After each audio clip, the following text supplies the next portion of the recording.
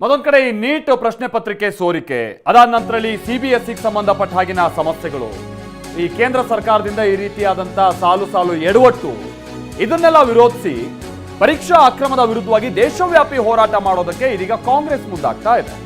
ವಿಪಕ್ಷ ನಾಯಕ ರಾಹುಲ್ ಗಾಂಧಿ ಜೂನ್ 17ರಿಂದ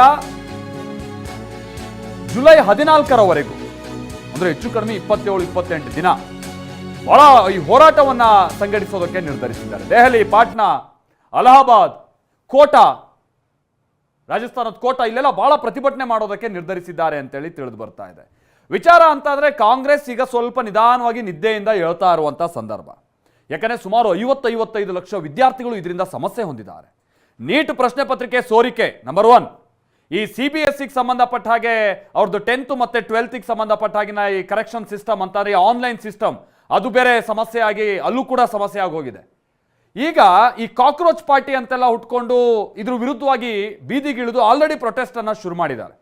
ಪ್ರಮುಖ ವಿರೋಧ ಪಕ್ಷ ಆಗಿರುವಂತ ಕಾಂಗ್ರೆಸ್ ಏನ್ ಮಾಡ್ತಾ ಇದೆ ಅನ್ನುವಂಥ ಪ್ರಶ್ನೆ ಜನಸಾಮಾನ್ಯರು ಮಾಡ್ತಾ ಇದ್ದಂಥ ಸಂದರ್ಭ. ಹೌದು, ಈ ಸಿಬಿಎಸ್ಇಗೆ ಸಂಬಂಧಪಟ್ಟಂಗೆ ಯಾರು ಇದನ್ನೆಲ್ಲ ಬಯಲಿಗೆಳದ್ನೋ ಆ ಹುಡುಗನೆಲ್ಲ ಕರೆಸಿ ಆತನಿಗೆ ನೈತಿಕ ಸ್ಥೈರ್ಯ ತುಂಬುವಂಥ ಕೆಲಸ ಎಲ್ಲ ಖುದ್ದು ರಾಹುಲ್ ಗಾಂಧಿ ಮಾಡ್ಯಾರೆ.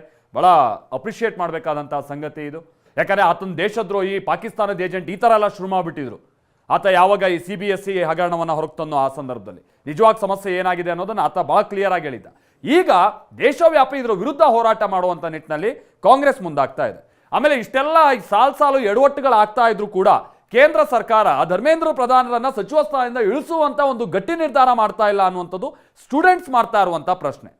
ಲಕ್ಷಾಂತರ ವಿದ್ಯಾರ್ಥಿಗಳ ಭವಿಷ್ಯದ ಜೊತೆ ಆಟ ಆಡಿದ್ದಾರೆ, ಸಾಲು ಈ ತರ ಎಡವಟ್ಟು ಮಾಡ್ತಾ ಇದ್ದಾರೆ. ಇದಕ್ಕೆ ಅಕೌಂಟಬಿಲಿಟಿ ಯಾರ್ದು?